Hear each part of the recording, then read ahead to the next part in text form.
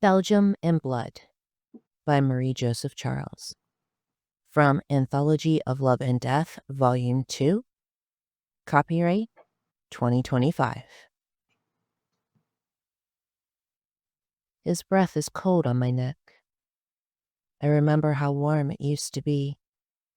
A feeling like a tiny autumn breeze kisses my spine between my shoulder blades.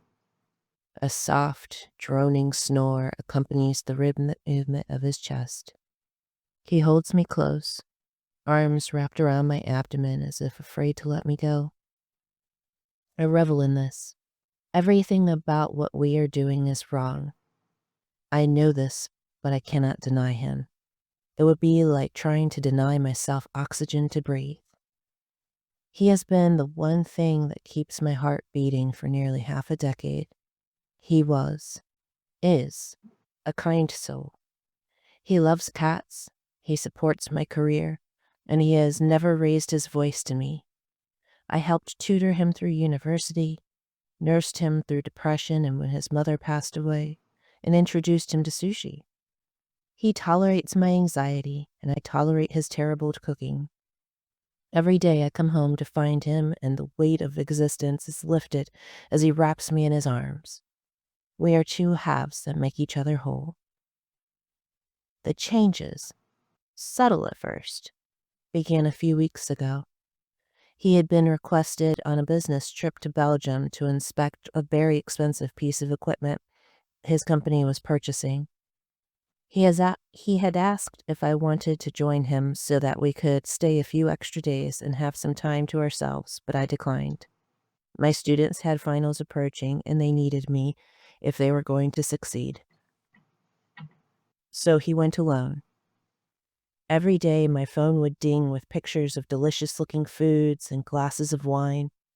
Most of it didn't look like things he would normally eat, but when in Belgium, he even sent pictures of Antwerp's hands he saw in a store, which I found disgusting and vulgar. Brussels is 6 hours ahead of Cincinnati, and he was careful not to call when I would be sleeping. However, every morning at 6 a.m., I would get a text message to tell me he loved me and to have a good day. At my lunchtime, he would be winding down his day before bed and would always call to tell me how much he missed me. It sounds mawkish, but I missed him too, especially at night. There was no one at home to hug the day's stress away. Dinner for two was just for me and the cat, who wasn't much of a conversationalist. The bed felt like an immense and barren flatland without his weight. His arms weren't there to make me feel safe and warm. The bedroom seemed as quiet as a tomb without his snores to lull me to sleep. Suffice it to say, I wanted him home with me. My wish finally came true after 16 days of aching. I sat on the couch, listening to music and reading the latest hardback novel I picked up at the library when I saw his car pull into the drive. When he came in through the kitchen door, I threw my arms around him. He dropped his bag, very nearly on the cat at our feet, and embraced me back. We kissed, but it lacked the passion he usually expressed. I became aware that he felt thinner, bonier. I pulled back and held his face in my hands while I gazed into his eyes. His once vibrant blues were set back in the sockets and dulled. His skin seemed pale and cold to the touch. I expressed my concern, but he assured me it was just exhaustion from the flight. We shared a plate of cheese and crackers and glasses of wine while he showed me pictures on his phone. I asked him about a wound on his wrist, and he said he had slammed it in the car door. He never lied to me before. I noticed he hadn't eaten much, and his voice seemed low and slow. I recommended we go to bed so he could rest, and he seemed relieved as he agreed. But this was only the beginning of his bizarre behavior. He seemed more sullen and surly. He used to become petulant when he was hungry, and this seemed very similar.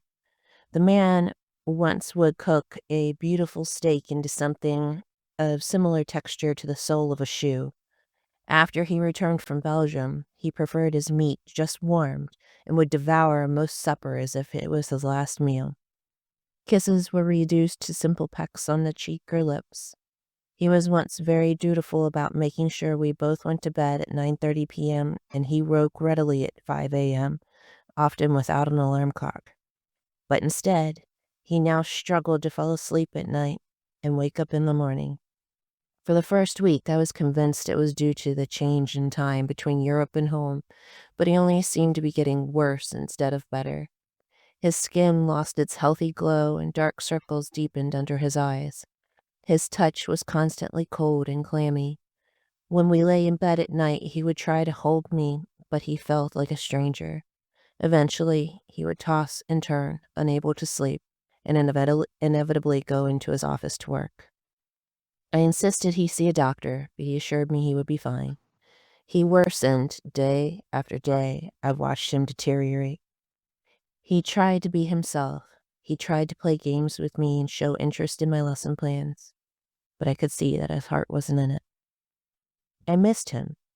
I missed his sense of humor. I missed his strength. I missed his tenderness and when he would gently make love to me. I missed the expressiveness of his eyes and the soft feel of his lips against mine. He wasn't my love anymore. He was an intruder into our lives.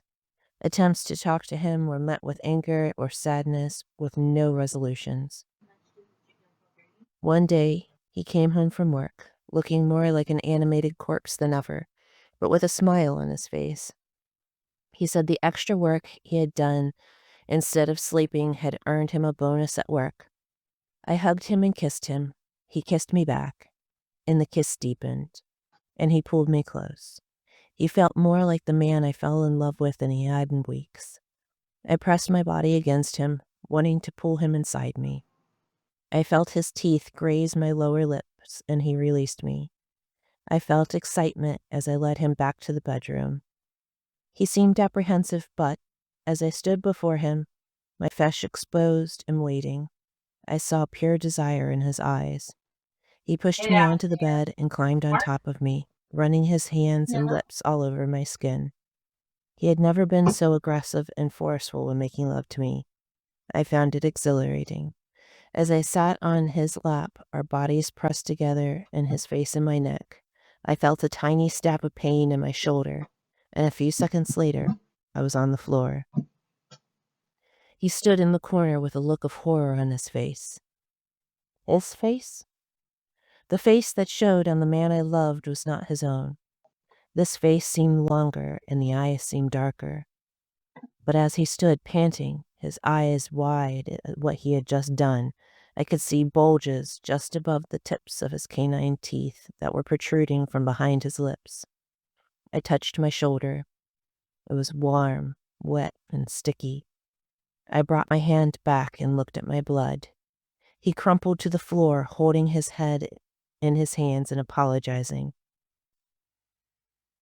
I didn't blink as I looked from him to my bloody fingers and back again. This wasn't real. Vampires lived in Transylvania, not Belgium. What was I saying? Vampires didn't exist. But there he was, pale and thin, craving raw red meat, retractable fangs peeking from his mouth. It all made sense, but it made no sense at all. I knelt in front of him. He sobbed, begged for forgiveness, and refused to look at me. I don't know what made me do it. Maybe sympathy or empathy, or the pain of seeing my beloved in such a state. I took his head in my hands and lifted until his eyes met mine. He kept telling me no, but I used my bloody index finger to shush him. "Drink me," I whispered. His eyes doubled in size and he shook his head violently in refusal. I then slipped my bloody finger into his mouth and he froze. I could see the yearning, the starvation, and the desperation in those blues. "It'll be okay," I assured him. I could see his willpower snap like a twig that was trod upon. He lifted me back onto the bed and pressed his lips to my shoulder. The intimacy of that night was the type that belonged in erotic novels. I gave my body and blood to him freely, and he was rewarded with electrifying sensation. The next morning, I woke to the sound of butter in the skillet and heavenly smells of bacon and coffee. I stumbled into the kitchen, and he helped me into a chair at the table. He set a mug of coffee and a plate of bacon and eggs in front of me, telling me I needed to eat well to replace what he took. "Tell me everything," I said as I shoveled scrambled eggs into my maw. I couldn't help but notice how virile he looked. His skin was healthy tan color, and he seemed less bony. The dark rings under his eyes had vanished, and those beautiful blues had their sparkle again.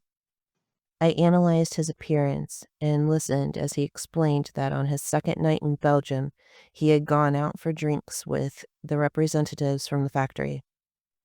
The next morning, he woke up in his hotel feeling dizzy and weak, with 2 puncture wounds on his wrist. He handed me a note that had been left on the bedside table. In broken English, it explained that his attacker had slipped a drug in his drink. He had been taken back to his hotel, where the unknown person fed on his wrist. It explained that they had accidentally bitten hard enough to inject venom into the wound, and he would turn into one of them. "Venom?" I asked. He indicated the bulges that I had seen above his teeth, and I nodded. The letter went on to explain that he would need to feed once a month to survive as long as he didn't use his venom, with no instructions how to control this. His victims would not turn. The attacker apologized for what he or she had done and assured him it was an accident because they were just so hungry. That was it. He was a victim simply because he was easy prey. His life was forever changed not because he was special, but because he was simple. I looked up at my love, and he stared at the mug of coffee in front of him. Without looking at me, he explained that he thought it was a hoax until he realized that he was hungry, but food just wasn't filling, and then the insomnia started. He thought about taking the note to the police, but they would just take him for a madman.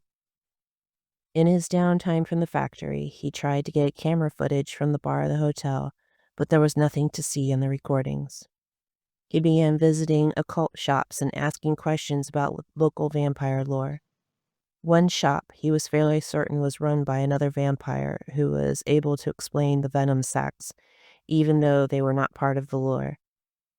As far as he understood, he would live a normal lifespan, though hardly ever get sick.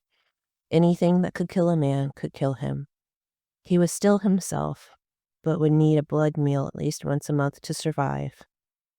He took a deep breath and told me he kept sending me pictures and calling because he didn't want to worry me. But when he came home and held me, he knew he could never live with himself if he ever hurt me, but also that he would rather die than live without me. I looked down at my now empty plate.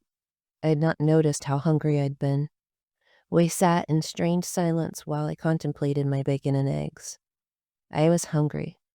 I hadn't even known I was hungry. Yet I could eat all I wanted and be fulfilled. My love no longer had that choice. He would live in a constant state of hunger and could easily starve. I would not have believed any of this at all if I hadn't seen it unfold with my own eyes. I touched the puncture on my shoulder and watched him wince. He looked healthy, though not happy at all. It had been my blood that made him that way. It would be my blood that would keep him that way. We argued about it. In the end, I won. He would feed on me and only me. So now we lay in bed. His arms are around me once again. His dull snoring will help me drift to sleep. He is sated for now, but in a month, you will need to feed again, and I will be here. This concludes Belgium and Blood by Marie Joseph Charles. If you enjoy this audiobook, make sure you check out all of my other ones on my Patreon, YouTube, Spotify, and of course follow me on all the social medias. Thank you.